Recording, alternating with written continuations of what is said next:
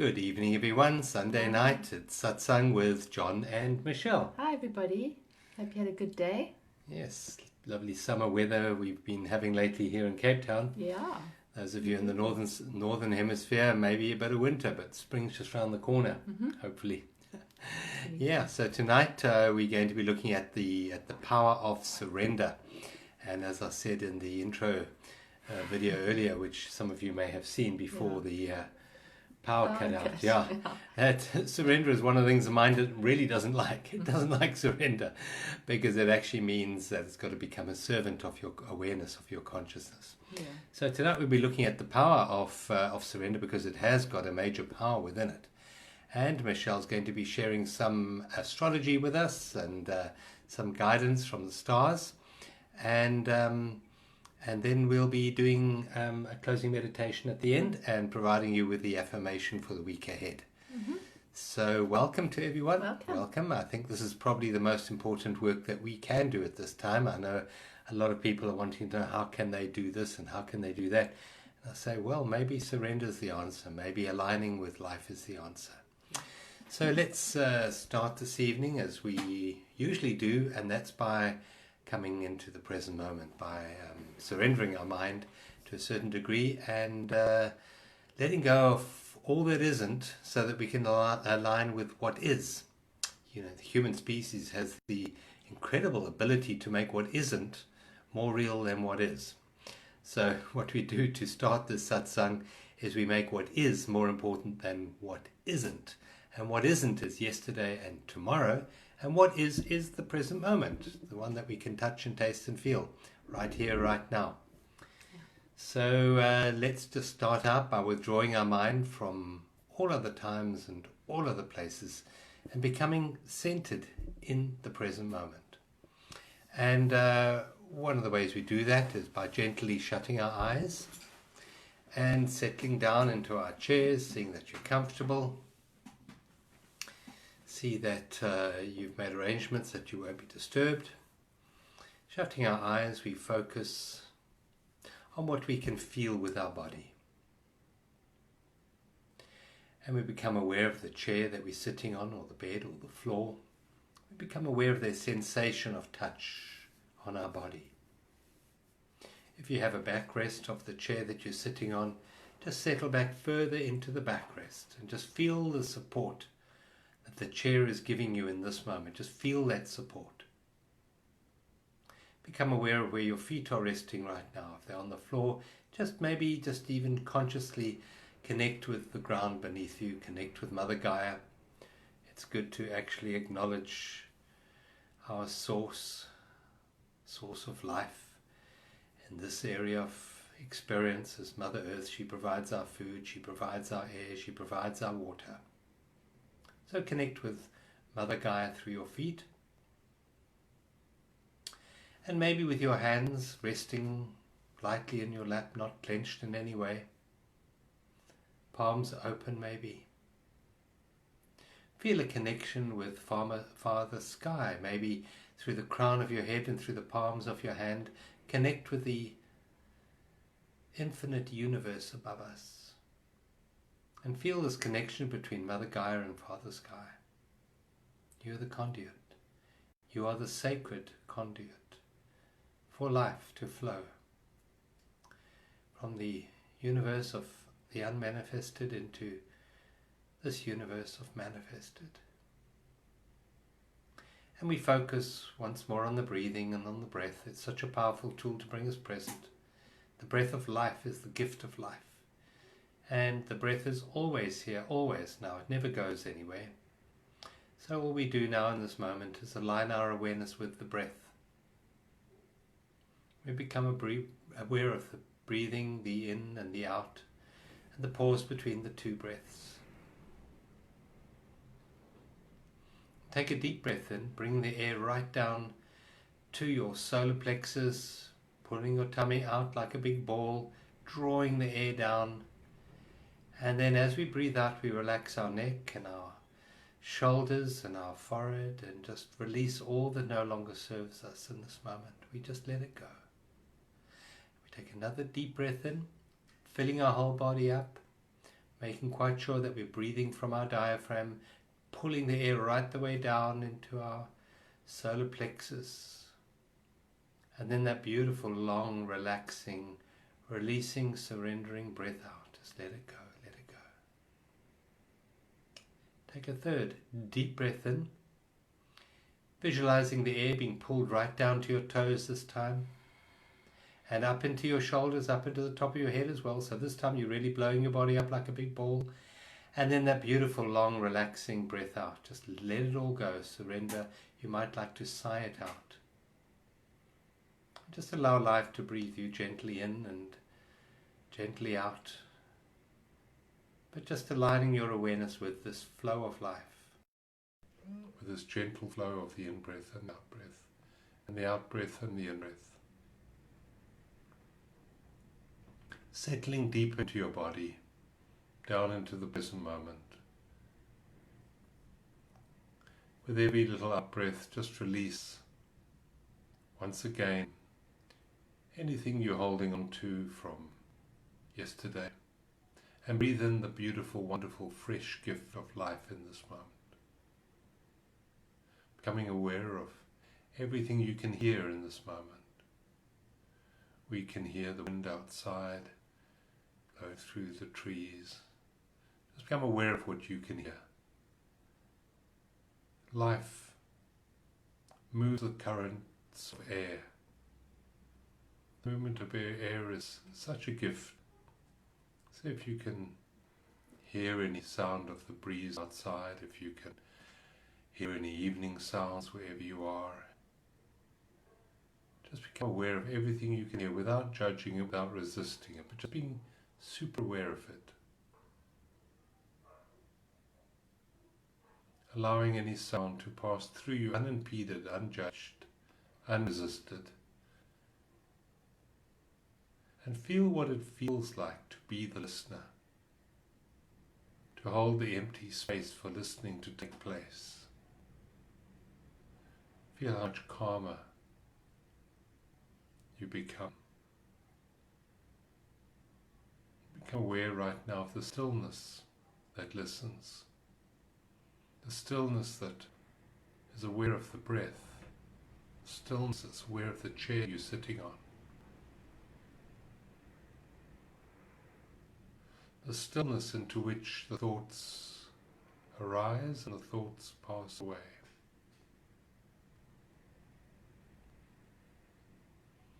The stillness is eternal. This quietness within is your true being,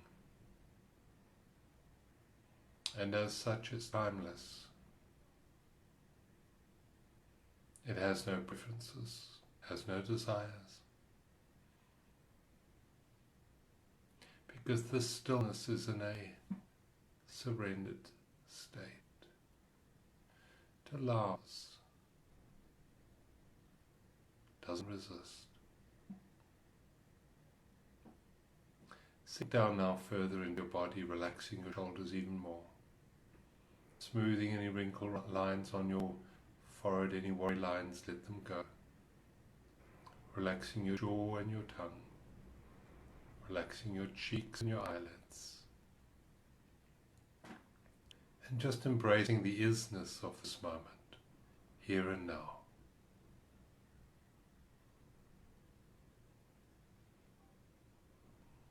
See how much more peaceful we become as we align our awareness with the isness of this moment. Now take another deep breath in, filling your whole torso up, right to the very top. And make the out-breath twice as long as the in-breath as you sigh out the air. Relaxing even more. And gently, when you're ready, you may open your eyes. To see how much calmer and more peaceful you feel in this moment. You know, life is not about achievement, it's about how you feel. And, as you become more quiet, more still, so you become the creator of your feelings. And it's lovely. Thanks, John.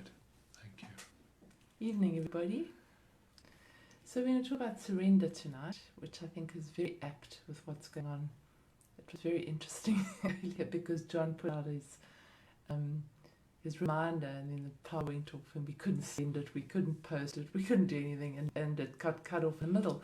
So it was a perfect kind of manifestation of the frustrations that we feel in our manifest world when things don't go right, and the choice that we have in any one of those moments to fight it or to surrender to it. And basically that's what we're going to be chatting about. There's not a lot to report astrologically other than a lot of the energy that was there at new moon is still there, because we still have this very big square between Saturn and Uranus, and it's basically it's a kind of a combative energy. It's sort of it's a little bit of a pull conflict very often. Sorry, what's that? Just the microphone seemed to be a bit of a problem. Oh, okay. Can you hear me? Just let us know if our voices improved, because apparently our voices were not too well. Oh, all right. Maybe we should try plug it in again. Let's just try plug it in again and just see what otherwise happens. my voice goes really soft. Let's just see now. Okay. Yeah. Thanks, Michelle. We have to turn it on again. Let's just turn the mic back on again. Surrender to technology. All right, now we're just going to see if the mic works again. Just tell us if our voice is normal or Shirley if it's says she can hear deep. us. Christine says she can hear us. Perfect. Good. If the voices don't sound right, please just send us a little note there. We can see it coming up now. Okay. Thank you. Thanks, everyone. Yeah, so basically what I was saying there was that the energy is a little bit similar. If you look at any one time, a place, and a minute in astrology, you basically draw up a chart. So if we draw up a chart for this call, for us all sitting together, it's quite clear actually what we're going to be talking about, because the energy of the chart that I drew up for now is very earth and very air. So if you put earth and air together, which means there's basically a lot of planets in earth and a lot of planets in air, you put them together, you get kind of like a dust storm. Is one of the manifestations. It's kind of confusing. It can be a bit harsh. It can be a bit irritating. It can be a bit earth and air. There's not much give there. So what's needed is water. And fortunately today we have the moon and Neptune in a tight little conjunction, which means that they're together and they're in the sign of Pisces, which is basically the sign of surrender. So what the chart tells us is that how to deal with this energy that we have in the coming week, which might be a little bit blustery, might be a bit harsh. We might see more resistance, more retaliation, more rebellion. We might feel that in our own selves. We might feel that we're being pulled in one direction, but we're not able to move forward. So in each of those moments, we have the choice to fight it, which would be Saturn square Mars and Saturn square Uranus, which would be the fighting energy. I'm going to join in the fight. Or we can choose in this moment to surrender to what's unfolding. And I think that surrender is very much misunderstood, because I think a lot of people think, well, what am I going to do? Just lie back and give up. But that's not what surrender is. So surrender is, for me, is saying, oh, the power's gone off. We can either choose to get really upset about that, but there's nothing we can do about it, or we can actually say, the power's gone off. Okay, it is as it is. I surrender in this moment to the fact that the power's gone off. And then I respond to what the next thing that arises is for me.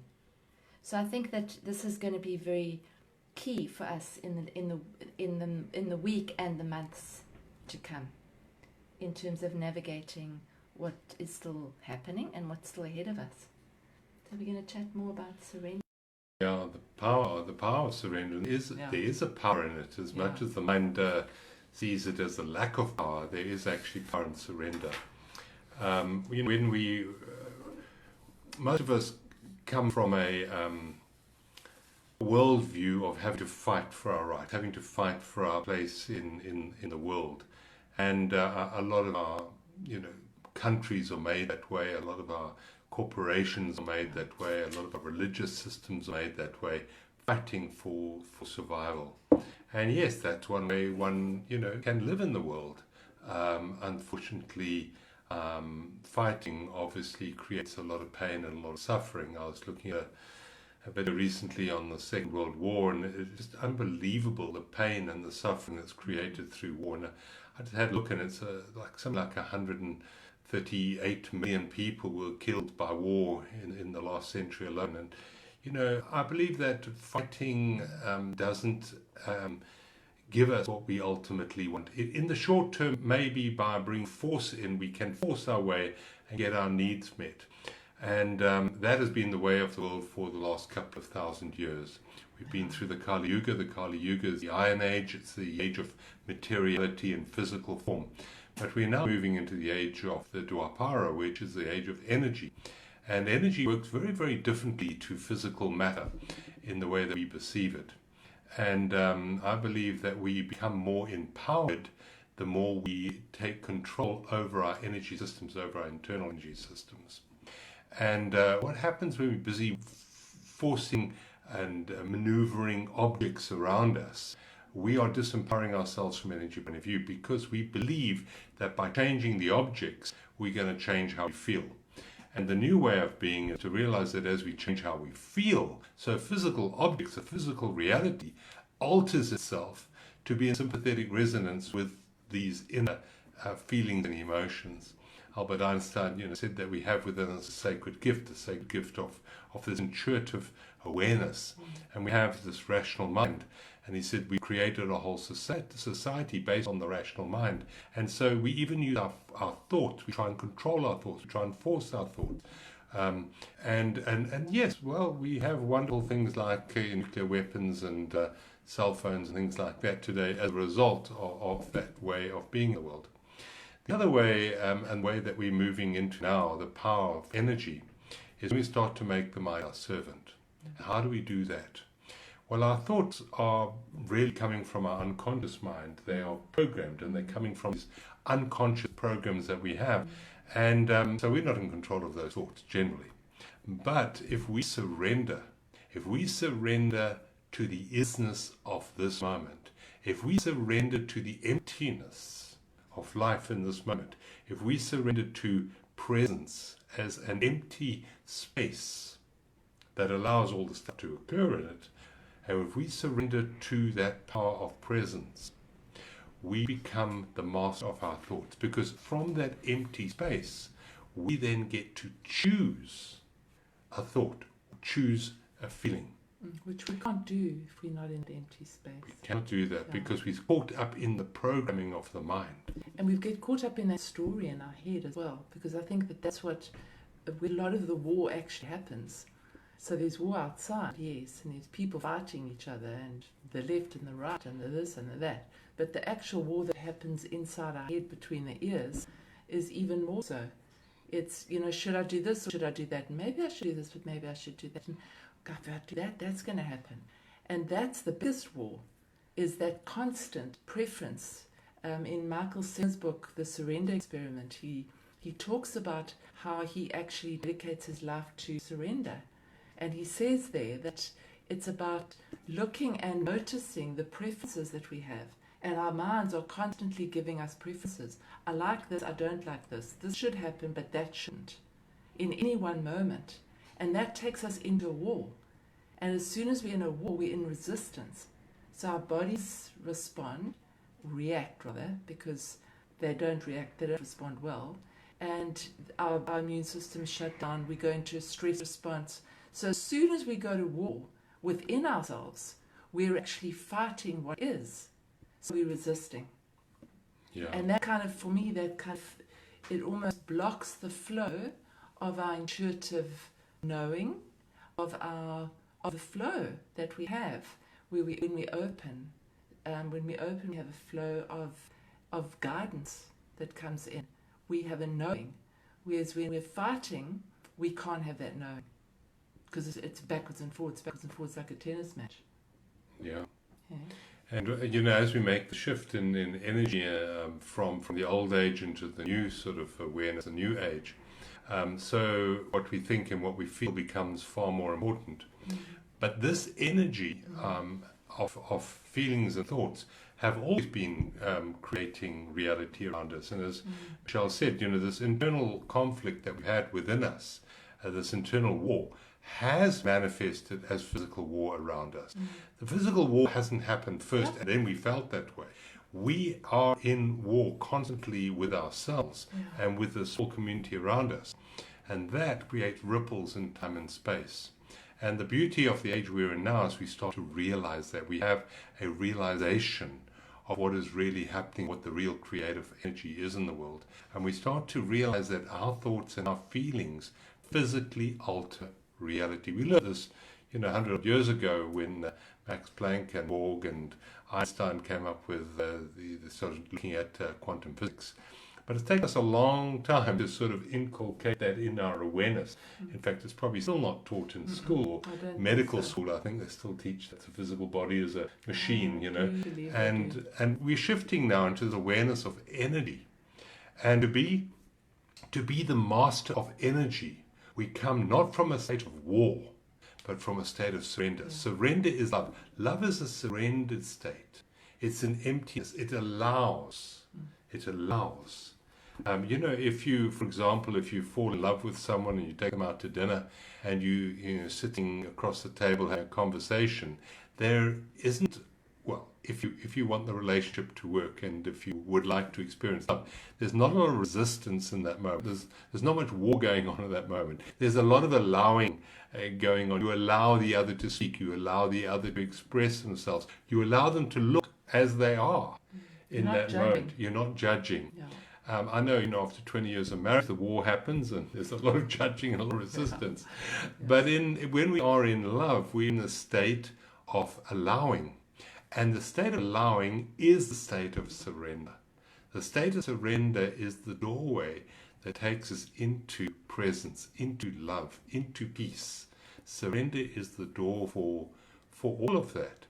And there's a much bigger flow to the unfoldment of creation, other than me forcing my egoic desires, wants, needs onto the world around me and trying to maneuver people and situations and objects around me.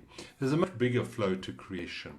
And if you can think of it in terms of, we've discussed it many times before, the caterpillar turning into the butterfly. Yeah.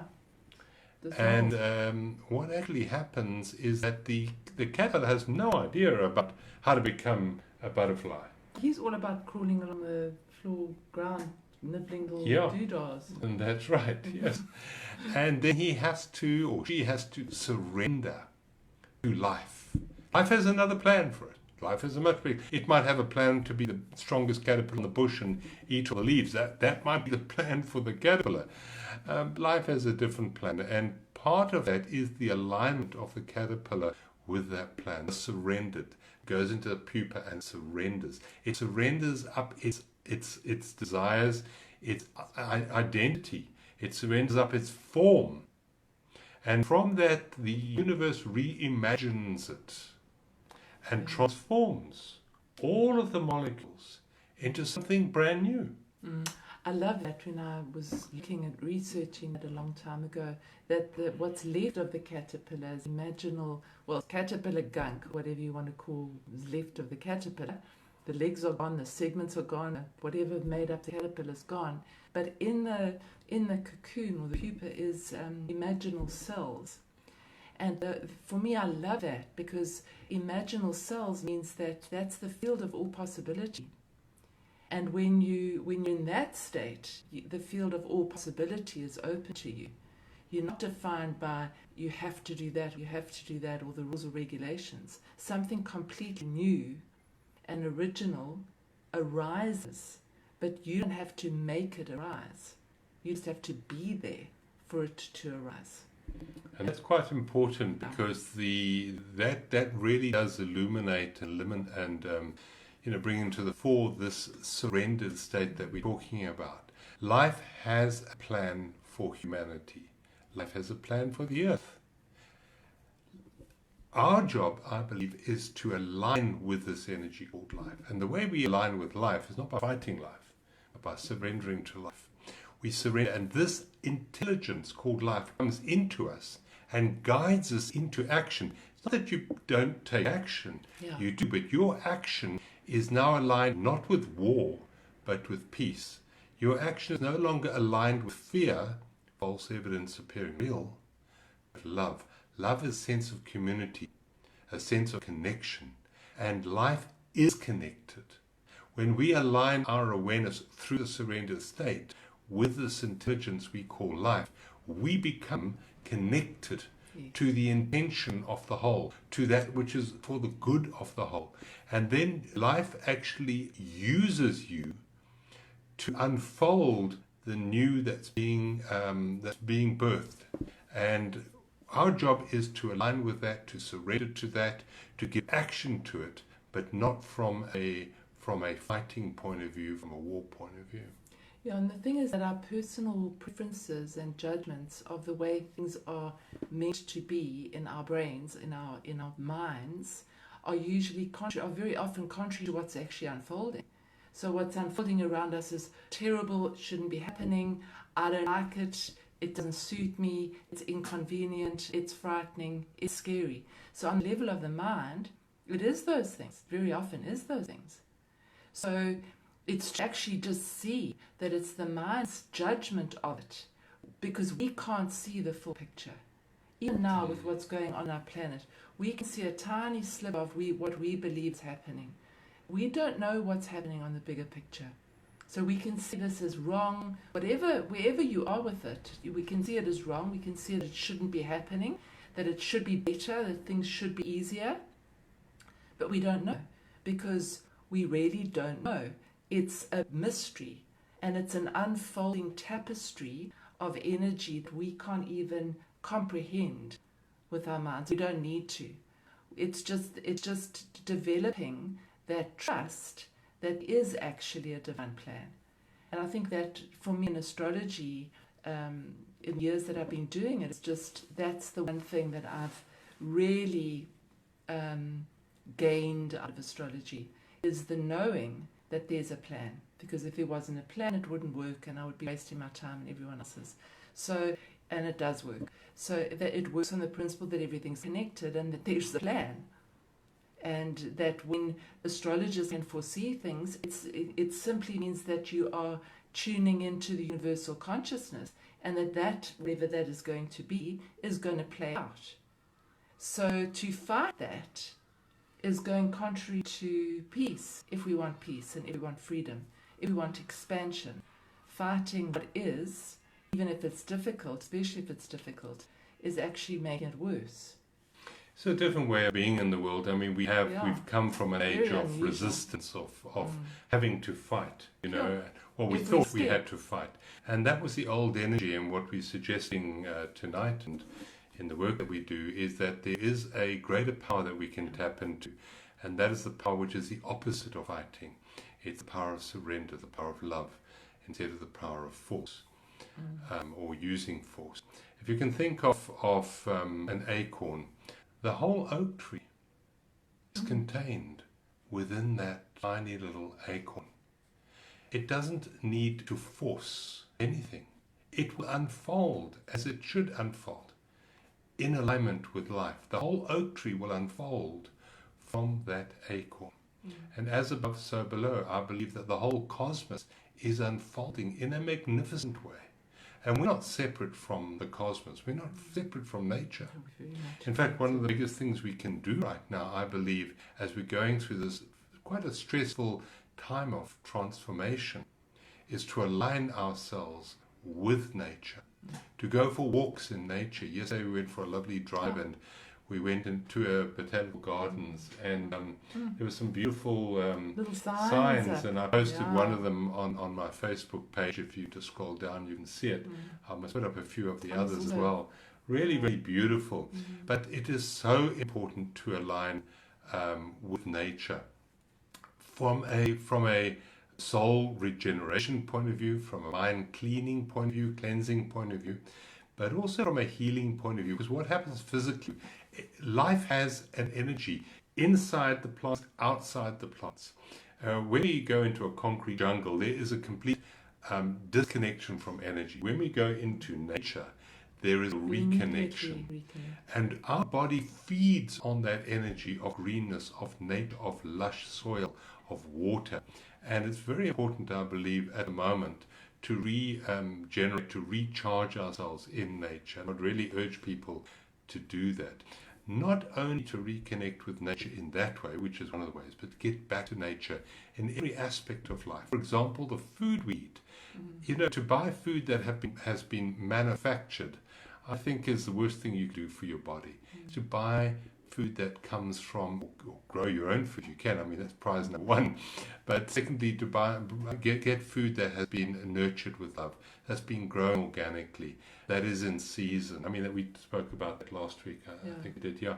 And it's really important to do that. And also, if you're looking for medication, for example, I would stay away from anything that comes from a factory. If it comes from a laboratory or a factory, it's disconnected from life. It's come from someone's brain. It hasn't come from the incredible intelligence called nature. You know, read up on herbs, get back into nature, look for holistic, natural healing ways. I believe that is what's got out of balance with the world at the moment. We've relied more and more on chemicals, which come mostly from the petrochemical industry. I mean, that's what it's been for the last 120 odd years. We've been relying on the petrochemical industry for our so-called medicine. And no, I think it's time to get back to nature. And nature, we don't, you know, we have this concept where we have to fight nature and be at war with nature. I would suggest that nature has so much to teach us if we surrender, if we listen to nature. Our body is nature, and the body is the portal to reconnect with nature. Listen to what your body wants. Listen to what your body is telling you. When you walk in nature, feel the connection between your body and nature. And also connect with people who have made, you know, a life of connecting with nature. The shamans, the herbalists. Connect with them and see what they have to offer as far as healing and health and protection against viruses and things like that. Rather go the natural route than these manufactured left brain madness that's going on in the world. Absolute complete madness. It goes with intuition. It goes with being aligned with what's good for our bodies and what we intuitively know is right. So, I mean, we intuitively know what foods to eat. We often ignore it, but we intuitively know. If you go into a vegetable shop, you'll be drawn to the very vegetables that you need to eat, or to grow is obviously even better. But we know this stuff, but our minds get distracted and we get confused by all the information that's coming at us, as opposed to making a decision from a place of knowing. And that place of knowing can only come from inside. No one else can really tell you what to do. They can give you options and examples and suggestions, but it's got to come from an inner knowing. And that's really what we're talking about. There's a woman, if you haven't come across her, by the name of Tasha Silver. She's one of my favorite authors, and she wrote a book a few years ago called Outrageous Openness. And really her teaching is about surrender. And she's actually an astrologer as well, but she chooses to teach surrender now in terms of, as we surrender to the divine, if you like, or we surrender to this moment, we open to the flow. So that's probably why she called it outrageous openness, is that you outrageously open to the next thing, as opposed to thinking about what should happen and then closing to anything that's outside of that. So what she says here, just jot it down here, is Divine order says that the perfect solution to any problem is already selected if you allow yourself to be guided. Divine source says that there is a natural, universal abundance that knows. And she then goes on, she says, harmonizing with this force of love is the golden key to everything, if a state of radical openness, acceptance, and attention is held. And, her whole book's about that, how she's actually done that in her life, very similar to Michael Singer's book, Surrender Experiment, where he chose to actually decided to surrender to whatever presented to him. And it's a fascinating book, because in the process he built up a multi-billion-dollar organization. So don't anybody tell you that surrender is weak or pathetic. It's not. And what he suggests is that there's two steps. I mean, I'm just summing up something that he suggests, because people say, well, how do you surrender? Because, you've still got to sort things out, and you've got to pay the rent, and you've got to have a job, and you've got to feed the kids. You do everything that's in front of you, but you don't do it in a state of resistance. And when you go into a state of resistance, you know you're going into a state of resistance if you're present. So he says, as you let go of the personal reactions of like and dislike from your mind and heart in the moment. So as something presents itself to you, you can choose in that moment to just see your preferences, first of all. So you can see, I like that, I don't like that, I'm judging this, I'm judging that. And then you can choose to, in this moment, to let go of those. And then he says, look to see what, step 2 is to look to see what is being asked of you by the unfolding situation. So this is my preference in this situation, and then you surrender that preference, and you create a place of openness to see what's being asked of you. So how best can I respond to this? And or, as we often say, what would love do in this situation? Where the other side is, what would war do? What would war do? I need to fight this. I need to change this. This shouldn't happen. He shouldn't have done this. And as soon as you do that, you go into resistance. Your immune system drops. You go into a state of tightness, and you're adding to the issue. That's right, because the state of war, which is what the mind is continually in, by the way, is a state of defense. It's a state of protecting itself. It's always me versus whatever out there. And this surrendered state, there's no other. You're surrendering to the isness of life, and the isness of life is interconnected to everything. There is no other to be at war with. So the idea of the war, when you're in a surrender state, when you're aligned with life, becomes obsolete. There is no other to fight. There's a flow of interconnectedness, interrelatedness of all of the molecules in the universe. And that's a very different way of living our lives, where the old way was always, for example, even in the family unit that we have, there's a constant little war. I need to defend my little space. I need to defend my ideas. I need to defend myself. And if you let go of the idea of self, if you go into the surrender state, there is no self to defend. There's no egoic identity that needs to be defended. Life does not need to be defended. Life is absolute. Life is the most powerful energy in all of creation. It changes form. And we don't need to even hold on to any particular form, because life is always in formation. It's always coming, going through different aspects of form. And as you align with that flow of life, life becomes a dance instead of this constant struggle and war that we've been at for thousands of years.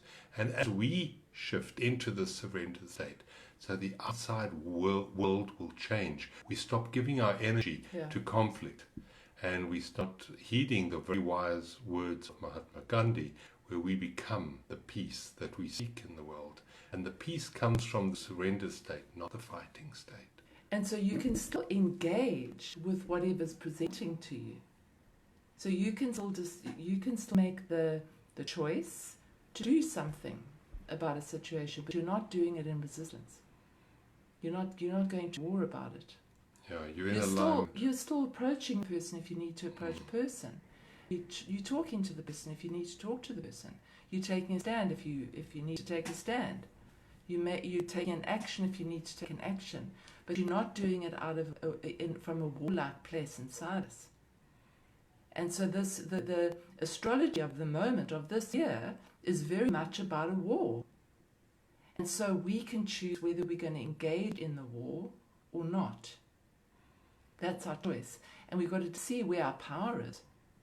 So are we empowered when we're angry and at war and stressed and anxious? Where's our power in any one moment? Our true power. Because it doesn't lie in the polarized state of war. So where is your true power? So if you have a confrontation, or you have something that you can say to someone, the best way to do it is to be calm first, and then speak to the person. Yeah, I would suggest let it arise out of calmness, as opposed to, because a lot of us say, I've got to confront this guy or this person, and I have to tell him, speak my mind, and go in with that anger. That's what's going to play out, as opposed to go in with the surrendered space of not even having an outcome that you need. You just go and present yourself and say, I'm here. You maybe just listen. Maybe don't even talk for a while and see what happens, because very often out of that holding space, the answers just happen. The person gets realizations sometimes that they wouldn't have got if you were jabbering away. It's a completely different way of looking at life, though, because we've been, as John said, we've been taught from day one to fight for what we want, fight for what you need. And look where it's got us. Yeah. And look where it's got us. Yeah. So surrendered state is, the one thing I believe, if you would like peace in your life, if you would like love and joy in your life, the one thing we need to surrender, to give up, is the idea that I'm the personality. The personality, the persona, yes, it does need defending. Yes, it's never adequate. Yes, it's in danger of being annihilated all the time. But you're not the personality. So the first thing that needs to be surrendered is this personality, the sense of self. So when we go into a conflict situation, if there's going to be war, there's going to be the idea that I am a personality that needs to be defended. When we go in the state of surrendered, there is no personality. There is nothing that needs to be defended in that moment. We become empty, and we hold a space of presence. It's unbelievable what takes place when you go into a conflict situation, holding a space of presence, holding a space of emptiness. As Michelle said, you have no outcome in mind. You're just holding a space. It's not about getting anywhere or going anywhere. You're holding that space. And that's what we practiced in the opening meditation in listening. You go to a space listening. Listening is a state of allowing. Allowing is aligned with surrender. Allowing is aligned with love. You go into a conflict situation in a state of allowing, trusting that this space of presence has an innate, infinite intelligence within it. And if there are actions that need to come out or through you in that moment, if there are words that need to come through you in that moment, they will arise. You will find the words coming out, not coming out of reaction, but coming out of surrendered. And the intelligence in those words or in that action will be infinitely greater, more positive, more productive than when we come from that fight or flight, that old reptilian brain that we have. That's a very limited level of intelligence. It's disconnected from the whole. It has no idea about other situations that are unfolding on the planet at this time. And that is a very limited way to take action, or to even action words in that space. So I would suggest our time particularly, is going to help us through this year more than anything else, is to live this year, and possibly the rest of your life, in a more surrendered way, aligned with this incredible intelligence, this intuitive intelligence that life is. And I think that's so valid, because I think also when we're engaged in any kind of conflict or any kind of conversation, or we get worried about, are we going to say the right thing, we actually are believing that it's us saying it and we have to fix it. Whereas when you're in a surrendered space, it just happens. You don't make it happen. In fact, you've got to get out the way. You've got to get your personality out the way so that the words can flow, and they do. But as soon as the mind comes in and says, oh, what am I going to say? How am I going to say it? How's the person going to respond? The mind's there's polarization, and then the flow gets blocked. Whereas when you're in that state of surrender, you're in the state of isness, you're actually a conduit. So it's a complete reversal of we have to be in control, to know we have to just be open to the unfolding of life, to manifest through us. It's so different, isn't it? It's a completely different way of looking at life. It's a different paradigm of awareness of how we see life. And yes, we have seen life a certain way for hundreds and thousands of years, actually. A certain way of seeing the world as a physical object reality. And this way of seeing, as we know now, that the world is energy, and our thoughts and our emotions are energy. Yeah. So aligning our awareness with this state of awareness, the state of presence, the surrendered state of peace, everything changes. And it changes very, very quickly, by the way, because when you change, the field is a holographic field. So if you change one part of a field of energy, the whole field changes instantaneously. Where when you're dealing with physical objects, you've got to change this object, then changes that object, and there's a billiard ball process that takes place. It doesn't happen like that in energy. You change one part of the field in energy, you change the entire planet. The entire cosmos changes. And that's the immense power that we're now stepping into. But it does require this paradigm shift in how we see ourselves, because how we see ourselves is how we see the world around us. And if we are constantly having to defend ourselves, protect ourselves, and if we are at war within ourselves, that gets manifested in the world around us, how we see the world around us. And I believe this is time for this, what we call the shift. And the shift is really a very short journey from the head back into the heart. And, if you think of the planet, I always look at the different continents as different organs, and I see, Europe as the brain of the world, the mind of the world. I see America as the brawn of the world. I see the East as sort of the spiritual awareness of the world, and I see Africa as the heart. And I believe that as we align more with the energy that Africa has to offer, the connectedness to Mother Gaia, connected to plants, to herbs, to earth, to water, to community, to Ubuntu, we will in fact reprogram the whole world. The world, I believe, has gone along the European model of mind controlling everything, but now this short journey is from head back into heart. And those of us who are on the African continent, I think we're very much more connected to this innate Mother Earth energy, and we can share this with the rest of the world. And I believe it's a shift that's taking place. It's a seasonal shift, which we don't have to make happen, but we have to co-participate in it, because our hearts are as powerful as Mother Gaia's heart. That's how powerful we are. And I believe that we need to align our heart with Mother Gaia's heart at this stage. Yeah, and as John said earlier, getting into nature and harmonizing with nature, you harmonizing to the beat of Gaia, of Mother Earth. That's why you feel better when you spend time in nature, because it's our beat. It's what we resonate to.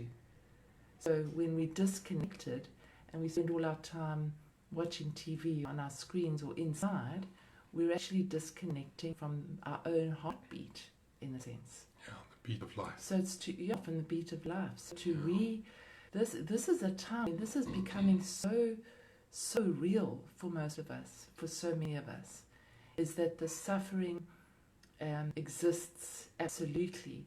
But whether it becomes us is our choice. We can choose to stay in the heart. We can choose to stay serene. We can choose to stay loving, and that's actually going to be more help to the planet than anything that we can do physically. Nothing wrong with doing, but it's actually got to start here, and then the doing happens out of the being. Out of that, it does. Yeah, As we start to make being more important than doing, Yeah. so doing changes to be in alignment with our Yeah, true you just being. know. The next thing presents itself. As Michael Singer said, look to see what's been asked of me. Oh, what's been asked of me is that. To take that next step. That's it. I don't know what else is after that. Life is asking. I to don't take that know step. what else is after, and we don't know at the moment. Many of us are sitting in a situation where we can't really see the future, very much for the first time for some of us, especially those of us that are future-driven, have been future-driven. So it's just to say, well, I can't see the future, so what can I do right now? How can I be? How can I be? How do I want to show up in the world? How can I be in this moment, right now?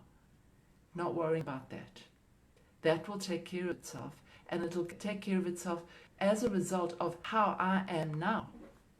Because that the presence that we've got now is actually creating our future. How we're responding, reacting now is actually writing our The script. seeds of the future. Yeah, The seeds of the future. yeah. So if we're sitting in fear and anxiety and we all shut down, we're just basically going to perpetuate more of that. Yeah. That's fine if you want Yeah. that, but we don't. We all want to Yeah. expand. We all want to feel loved. We all want to feel free.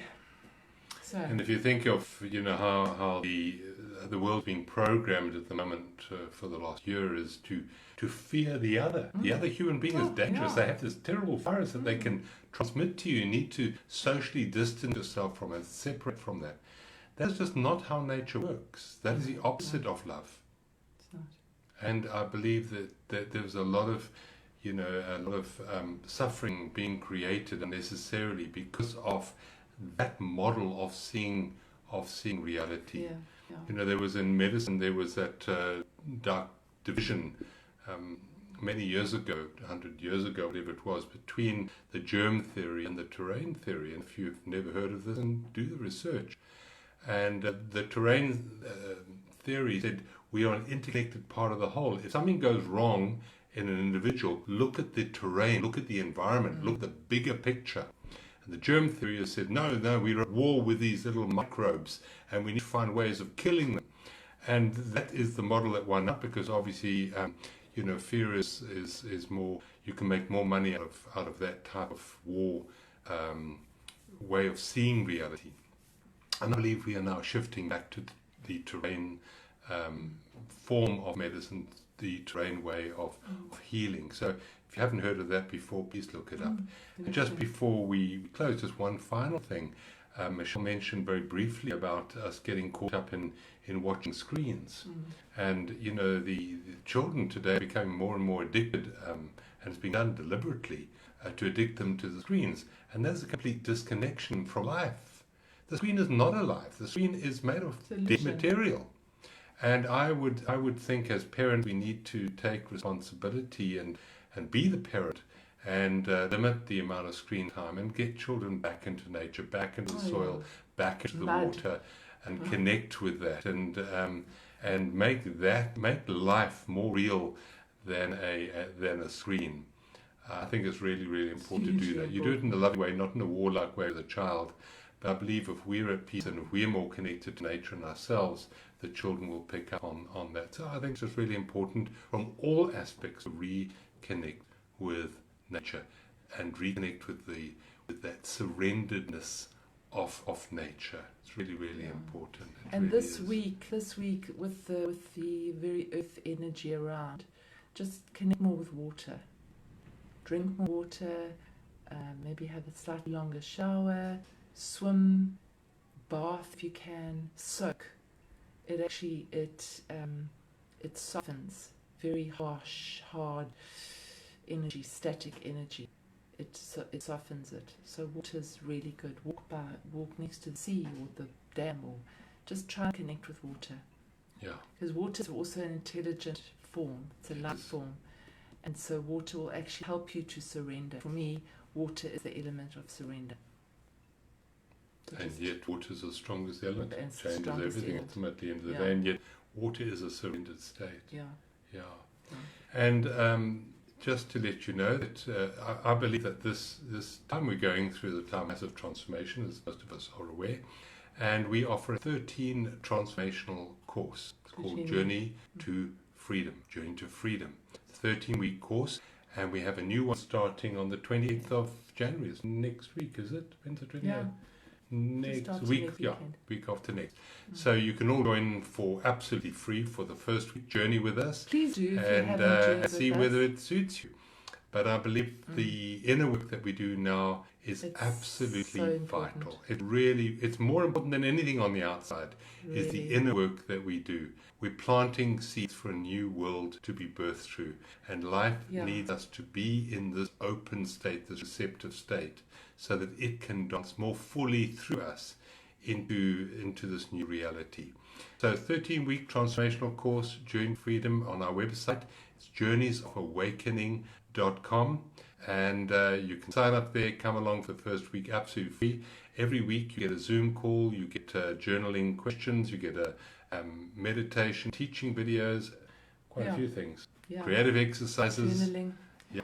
Yeah, and it really does, over the 13 weeks, you build resilience, spiritual resilience, inner resilience. Yeah. And I believe that that's what we need. And that's what's going to get us through. That's what's getting us through. So it's an open invitation. So please join us, even if you just come for the first week. You'll get 2 Zoom calls. You'll get a lot of value out of just the first week. Yeah. Okay. There's no commitment there. You don't have to commit to anything. Okay, I haven't got much time, but I'll do a short lead out. And thank you for joining us again, everybody. It's really lovely to see familiar faces. It's like a little family that we've got. Yeah, it's a lovely community. So Thank you you. for being with us. Community is so important right now. So Yeah, and send us hearts. We love getting your hearts. We love your likes and comments. We love that as well. yeah, And also share. You know, if you enjoy what you're hearing tonight, please share it. Share it on your wall, and it helps get the word out. Thank you for the hearts. We love those. And just after the closing meditation, we'll draw an affirmation card for the week, which I think can help us reprogram our perception in the coming week. okay. All right. So beautiful, big, deep breath in, and release. Now imagine that you're breathing into your heart. So breathing in for 5 counts. 1, 2, 3, 4, 5. Into your heart, imagine. And then out. 5, 4, 3, 2, 1. And another beautiful breath in to the count of 5. 1, 2, 3, 4, 5. And release to 5. And as you release, just drop all the tension. Let it all just melt away. Imagine a beautiful wave passing through you, just melting anything that doesn't serve you away. With each out breath, just soften your body. Really soften it. Soften the little muscles around your eyes. Soften the muscles around your mouth. Unclench your jaw. Maybe even smile a little bit. Soften the muscles in your neck. Send that wave of relaxation down into your shoulders and drop your shoulders. Send it down into your hands, into your torso, all the way down your spine. Hips, legs, feet. Waves of relaxation just gently flowing through your body. Connecting with any areas where you might be holding, or any areas where you might feel tightness or pain or discomfort. Just breathing into that area, sending that wave of relaxation into that area and just letting it go, releasing it.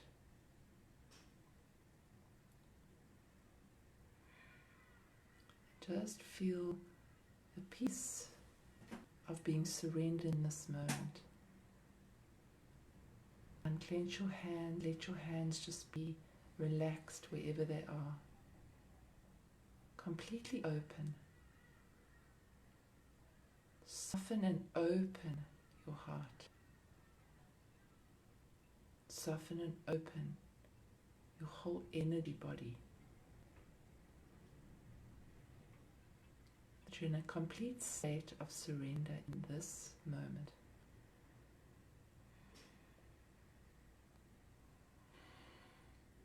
And from this state, if any worries or anxieties or thoughts come in, just imagine putting them into a balloon and sending them up into the sky.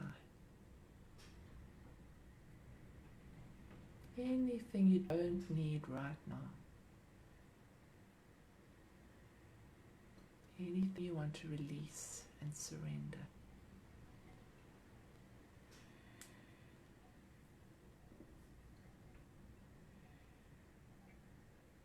Just being here right now.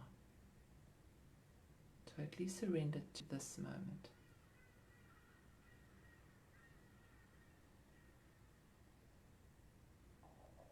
And take a gentle breath in and a releasing breath out. When you're ready, you can gently open your eyes. Very short. Thank you. That was really nice. Beautiful, beautiful. Wasn't that beautiful? Hope you enjoyed that. I did. Let's see what card we have this week for the affirmation. It's your turn to choose tonight. So we've got all these different coloured cards. Let's just see what Michelle Rainbow chooses. cards. You choose a card. One of those. Oh. This one. Yeah. Which one? This one. It says, I am grateful for everything in my awareness. Which means that I surrender, basically. I'm grateful to everything. Everything. I Even the surrender my difficult preferences. I have no preferences. Yeah. Yeah. I'm just grateful. Because if you're grateful for everything, you're basically saying, okay, everything. Yeah. Okay. That's lovely. I'll post that on my page now. I'm grateful for everything in my awareness. That's an affirmation we say over and over again this week. Rewires the brain, opens our awareness, changes how we feel, changes our future. Very powerful information. Have a beautiful week further, and we look forward to catching up with you next Sunday for Sunday Satsang with John and Michelle. Thank you Thanks, for joining everyone. us. Thank you. Nana, Nati sit tight.